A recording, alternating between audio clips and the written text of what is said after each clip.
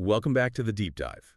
So if you thought things in the La Liga SJ were gonna, I don't know, calm down heading into the final stretch, well, Week 12 had other plans. Other plans is an understatement. This week was just pure chaos. It felt like every single match had playoff implications. Absolutely. We've got all the sources here, the final scores, the updated standings, the playoff bracket scenarios, and our mission today is to just make sense of this frenzy for you. Yeah, we need to dig into the players who completely took over, figure out how this playoff race got so incredibly tight, and maybe most importantly, break down how the league's division structure is shaking everything up. So the big picture from Week 12 is this. 3 teams are now officially, mathematically eliminated. Jetta 2 Holiday and Knicks are for Kids joined Big Worm on the outside looking in. But on the flip side, we have one team, here comes Treble, Yeah. that has officially punched their ticket. And maybe the most fun part. We saw the single highest team score of the entire season.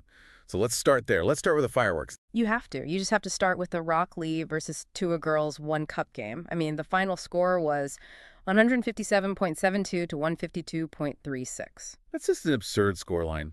152 points is a monster week. You score that and you expect to win, but not this time. Not this time, because one player on Rock Lee just decided to end the discussion. Jahmyr Gibbs wasn't just the top scorer in the game. He was the top scorer across the entire league. He put up, what was it, 55.4 points. 55.4. I mean, that's a number people are going to remember. Right. But the sources point out something even crazier. He scored 34.38 points above his projection. That is just, it's a league-winning type of performance. When a guy gives you a plus 34-point advantage, it almost doesn't matter what the rest of your team does. Right. And that was the headline performance. But there were other big ones that were just as critical, right, for these teams in the middle of the pack. Exactly. I mean, look at Who They Nation. They got a big win, 139.66 to 100.06. And a huge part of that was their quarterback, Jalen Hurts, who put up a clean 30 points. A win they absolutely had to have to stay in that 7-5 group. And another one of those 7-5 teams, M on Drugs, they also got it done, 132.82 to 98.56. And for them, it was that Lions connection, you know. Amon-Ra St. Brown with almost 30 points and Rashee Rice with over 24. But with all these huge wins, there's heartbreak on the other side. We mentioned Jetta 2 Holiday was eliminated, and their loss, that one really feels like a gut punch. Oh, it's brutal. They lost 92.64 to 102.32, which knocked them out. And the worst part is, their star receiver, Devontae Adams, he did his job. He scored 23.2 points. Ugh, that's the worst feeling in fantasy. Your number one guy shows up, has a great game, and you still can't even crack 100 points as a team. It just shows you that one star isn't enough. Your supporting cast can't just lay an egg, especially not in Week 12. And Knicks aren't for kids. They're in the same boat. After that loss to Amon Drugs, they're out too. So they're just playing for pride now. Maybe playing spoiler. Which is a dangerous role to be in for the teams that are still fighting. And speaking of fighting, we have to talk about the team that just barely survived this week. The Iron Chub. This is where it gets really interesting tactically.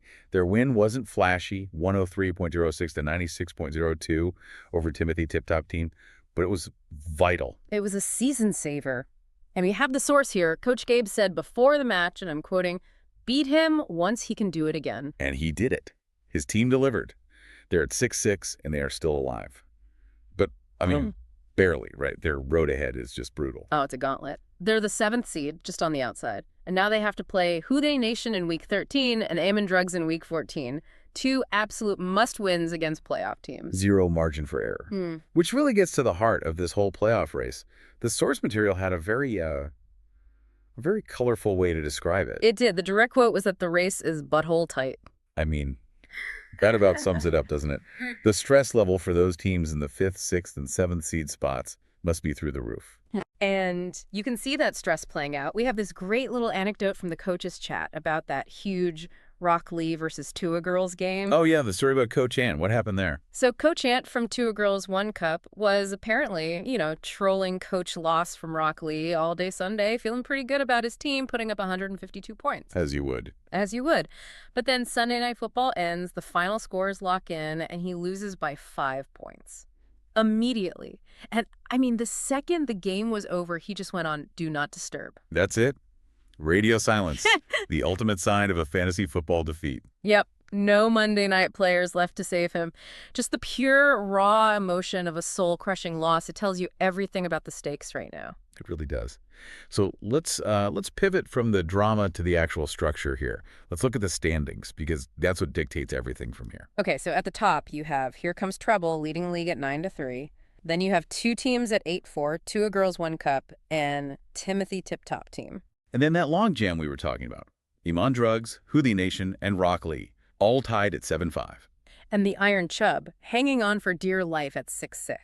But what makes this league so interesting is the division structure. It's split into an AFC and an NFC. Right, and Two a Girls, One Cup is leading the AFC, and Here Comes Treble is leading the NFC. Why is that so important? Timothy Tip Top Team is also 8-4, same as Two a Girls. It's important because of one critical rule. The winners of each division, the leaders, they automatically get the number 1 and number 2 seeds. And with that comes the first round bye week. Ah, so it doesn't matter if you have second best record overall. If you don't win your division, you can't get a bye. Exactly. The top 2 spots are reserved for division champs. The other 4 spots, seeds 3-6, that's just a free-for-all based on the next best records. So even though Timothy Tip Top Team has the same 8-4 record as Two a Girls, because they're in the same division as the 9-3, here comes trouble. They're locked out of a top 2 seed. Correct. They're currently slotted into the number 3 seed, which means they have to play in the first round. It completely changes the strategy late in the season. Winning your division becomes paramount. So as of now, only one team is actually safe, right? Just one. Here Comes Treble at 9-3 is the only team that has officially clinched a playoff spot. They're in. And we even got a quote from their coach, Javi, after he clinched. He was channeling his inner Kobe Bryant. Yeah, the quote was perfect. Just job's not finished. Total focus on getting that number 1 seed and the bye. Love that. Okay, so with all this in mind, the volatility is really in that middle pack, the 7-5 teams. That's where all the action is going to be. And that brings us to the match to watch for Week 13. Yep. We have to point everyone's attention to this one game. Let me guess. It involves the team fighting for its life, the Iron Chub. It has to be. The 7th seed, the Iron Chub, is going up against the 5th seed Houthi Nation. This game it's everything. If the Iron Chub wins, they likely jump into a playoff spot. If they lose, they're pretty much done, right? Almost certainly done, especially with their Week 14 matchup. And for Houthi Nation, a win solidifies their spot. A loss could see them tumble, depending on tiebreakers. It's a massive, massive game. Okay, so let's visualize this. If the playoffs started today, right now, what would the bracket actually look like? All right, so based on current standings, it would be number 1 seed, Here Comes Trouble, gets a bye. Number 2 seed, Two a Girls, One Cup, also gets a bye. And the wild card games. Your first matchup would be the number 4 seed, Iman Drugs, against the number 5 seed, Houthi Nation. And the other game would be the number 3 seed, Timothy Tip Top Team, taking on the number 6 seed, Rock Lee. But the key thing to remember is that tie at 7-5, the 4, 5, and 6 seeds are incredibly fluid. It's all going to come down to tiebreakers like total points scored, and the margins there are razor thin. So one bad week could see you drop from 4th to 6th, or even out of the picture entirely. That's the chaos engine. It's tighter than it has been all season long. Okay, so to recap Week 12, 3 teams are out, 1 team is in, and we had some absolutely monumental scores, led by Jahmyr Gibbs, that have cranked the pressure up to 11 on every contender left. It was a huge week. But as we look ahead, I think we have to leave you with one final thought, and it's about the strategy of this league. It comes back to that division structure in the bye week, doesn't it? It has to. You have Two a Girls, One Cup at 8-4, likely getting a bye because they lead their division. And you have Timothy Tip Top Team, also at 8-4, who has to play in the first round. So here's the question for you to think about. In a league like this, where the division title gives you the single biggest advantage you can get a bye week, should teams actually prioritize winning their division over just getting the best overall record? I mean, does it make sense to maybe rest a player in a non-divisional game if it means they're 100% for a must-win game inside your division? It kind of challenges the whole idea that your final win-loss record is all that matters. It's a fascinating strategic question.